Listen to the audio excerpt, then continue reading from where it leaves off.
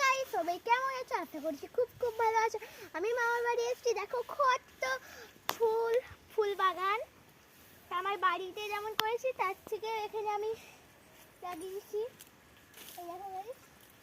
এই দেখো গাইস রক্তকেটাগুলো কত সুন্দর না?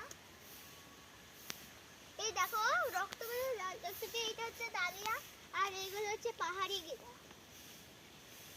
খুব সুন্দর গাছ। এখানে হচ্ছে স্থলপদ্ম গাছ, এটা হচ্ছে জবা গাছ।